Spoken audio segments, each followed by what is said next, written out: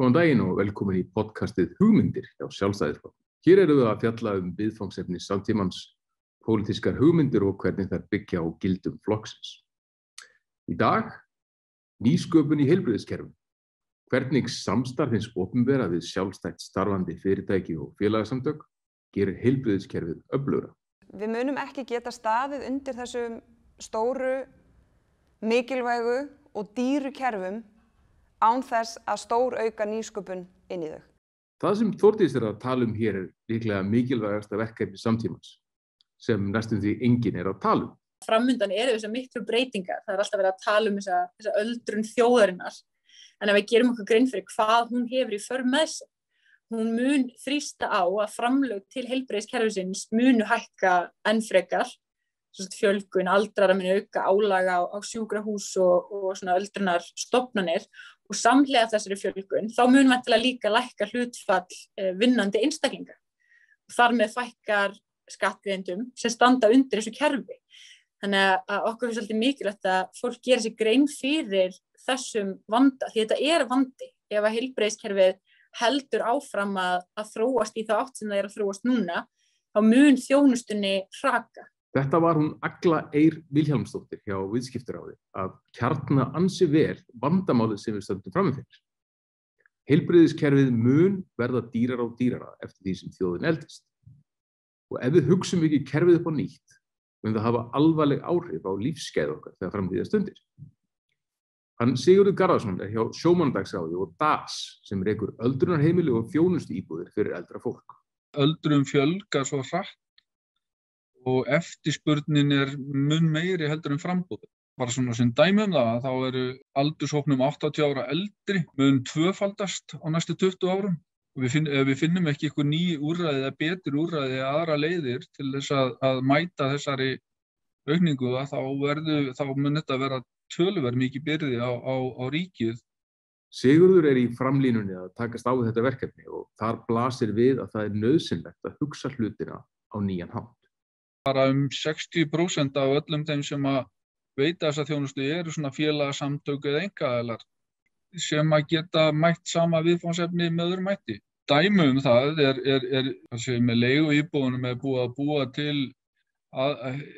úrræði eða kost fyrir eldra fólk, þar sem að það getur fengið búsetu í meira öryggi við betri aðgang að þjónustu, hjálpa fólki að búa lengur heima hjá sér á eigin vegum, án þess að þurfa að sækja stofnanavistun sem er fjármögnuð af ríkinu. Allir þeir sem veita þjónustu eru að létta af kerfinu í heild. DAS er viðbót við kerfið. DAS tekur ekkert frá kerfinu. Það bæti bara við það. Fyrirtæki sem gerir eldri borgurum auðveldara að búa heima hjá sér er ekki bara að auka lífsgæði fólks, heldur líka að spara ríkinu pening vegna allra þeirra sem þurfa þá ekki að fara inn á hjúkrunarheimili. Það er hrein viðbót. Umræðan á Íslandi hefur verið föst í þeirri hugmynd að ríkið þurfa að eiga og reka alla heilbrigðisþjónustu. Á sama tíma og lönd eins og Danmörk og Svíþjóð hafa fyrir lifandis löngu lært að nýta hugmyndir samstarf til þess að gera sín kerfi betri og öflugri. Umræðan í fjölmiðlum er flestu fólki illskiljanleg, þar sem eitthvað fólk er að rífast heilbrigðiskerfið með orðum sem enginn skilur nema fólkið í kerfinu. Rammasamningar og þessar þarfa greiningar, hann er búið að flækja það greiðlega mikið fyrir fólki. Þannig að þetta er ekki beint, það er erfitt kannski að mynda sér skoðun á þessu út frá þessum skotgröfum sem eru síðan í fjölmiðlum. Maður þarf alveg aðeins að fara undir niður og skoða hvernig landið liggur um. Það er svo mikilvægt að taka upp meira samstarf það hvernig við getum gert betur fyrir samfélag okkar, því að þar deila held ég allir því viðhorfi og þeirri löngum og markmiðum að það sé hægt að gera betur í þessum hlutum, en það vantar oft svolítið upp á tenginguna þarna á milli, að við tölum saman það hvernig við getum gert það og búin til þessa umræðu menningu að geta gert það án þess að vera í átökum, án þess að vera að kasta einhver á milli aðila eða án þess að lífsskoðanir okkar hafi alltaf áhrif á allt sem við gerum. Séum við bara að reyna að ná einhverju sameiginlegri lausn. Þetta er hugmyndin á bak við sjálfstætt starfandi stofnanir og fyrirtæki. Fólk sem á það sameiginlega markmið að hér sé öflugt heilbrigðiskerfi sem allir hafi jafnan aðgang að og fólk vinni saman að því markmiði. Sjálfstæðu fyrirtækin eru viðbætur sem stækka kerfið og gera það öflugt. Óli Björn Kárason, þingmaður. Öflugt samstarf á milli opinberra aðila, eins og Landspítalans, eins og Sjúkrahússins á Akureyri, eins og heilsugæslu höfuðborgarsvæðisins, hinna opinberu reknu og sjálfstætt starfandi heilbrigðisþjónustu. Að það sé öflugt samstarf á milli Landspítalans og Grundar og Hrafnistu og svo framvegis. Að það sé öflugt samstarf á milli Landspítalans og einkarekinna heilsugæslustöðva. Í dag sjáum við þvert á móti sífellda árekstra Landspítala og heilbrigðisráðuneytisins við sjálfstætt starfandi heilbrigðisfólk. Brjóstaskimanir Krabbameinsfélagsins, sérfræðilæknar, heilsugæslur og svo framvegis. Það þessar skotgrafir sem að fólk er komið í. Við eigum að vera að vinna þessu saman. Við eigum að samþætta þetta og takast á við þetta verkefni að byggja upp öflugt heilbrigðiskerfi saman. Nýsköpun, samstarf, fjölbreytni. Það er ein grundvallar forsenda sem þarf að vera til staðar til þess að það sé mögulegt. Skipulagið á að miðast við þarfir okkar landsmanna, hvers og eins, en ekki þarfir kerfisins. Og það er kjarni málsins. Tilgangur kerfisins er að uppfylla mjög mikilvæga þörf, að veita okkur öllum heilbrigðisþjónustu. Þess vegna þarf kerfið að vera skipulagt í kringum þarfir sjúklinganna. Kerfið sem er skipulagt í kringum sig sjálft, það uppfyllir ekki þörf sjúklinga. Það skammtar. Það setur þig á biðlista. Það er ekki eins og þú getur farið eitthvað annað. Í slíku kerfi ertu þiggjan sem þarf að sætta sig við það sem þér er rétt. Þú þarft að bíða eins lengi og kerfið segir að þú þurfir að bíða. Þú þarft að fara til þess læknis sem kerfið segir. Á hjúkrunarheimili þarft að búa í þeirri íbúð eða því herbergi sem kerfið segir að þú eigir að fá. Og svo á þetta kerfið einhvern veginn að hafa aðhald með sjálfu sér, sem það gerir auðvitað ekki. Og við viljum horfa svolítið á þetta. Hvernig getum við skapa heilbrigðiskerfi sem snýst þarfir sjúklingsins en ekki þarfir kerfisins? Af því eins og þetta er núna, þá er þetta svolítið svona, hvaða stofnanir þurfa á hversu miklu fjármagni að halda? Besta dæmi hvernig þarfir sjúklingsins hafa verið settar í forgang eru svona úrbætur sem voru gerðar á fjármagnarlíkani heilsugæslustöðva. Þá var þetta ákveðið að fjármagn fylgi sjúklingnum núna í þá heilsugæslustöð sem hann velur, óháð rekstrarformi. Og það var framkvæmd þjónustukönnun meðal heilsugæslustöðva á höfuðborgarsvæðinu fyrir Sjúkratryggingar Íslands. Og þá sáum við í þessari þjónustukönnun að mest ánægja var með þær heilsugæslustöðvar á höfuðborgarsvæðinu sem eru einkareknar. Og við vitum líka að þær heilsugæslustöðvar eru ekki dýrari fyrir sjúklinginn og þær eru ekki heldur dýrari fyrir hið opinbera. Umræðan heilbrigðismál á Íslandi hefur aðalega snúist hversu marga milljarða vanti.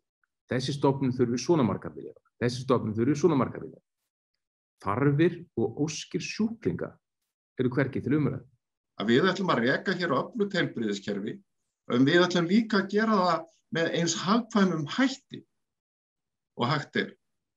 Vegna þess að við skiljum það að það er ekki það sama að reka góða þjónustu og veita góða þjónustu og örugga þegar á þarf að halda og að setja peninga á peninga ofan. Við höfum aldrei nokkuð tíma eitt jafn miklu í kerfið og núna. Samt tala Landspítalinn eins og þar sé stöðugt neyðarástand. Það vantar mörg hundruð hjúkrunarrými núna. Á hvaða leið er þetta miðstýrða batteri? Þá hugsa maður bara, hvert verður þetta komið þegar ég þarf að halda að fara inn á eitthvað hjúkrunarheimili? Mér langar ekki svona að hugsa til þess, Hvað þá ef þróunin heldur áfram í þessa átt? Þessi menning sem við erum búin að skapa okkur í okkar samfélagi með að vera svona góð í því að hjálpa hverju öðru og ríki svona virkur þátttakandi í þessu og þá einhvern veginn byrjar fólk ekki að hugsa mögulegan vanda eða áskoranir fyrir en allt í einu kemur að þeim bara. Við þurfum að gera þessa breytingar, það er aðkallandi. Við þurfum að breyta viðhorfi innan heilbrigðiskerfisins, hætta þessum skotgrafarhernaði og vinna saman.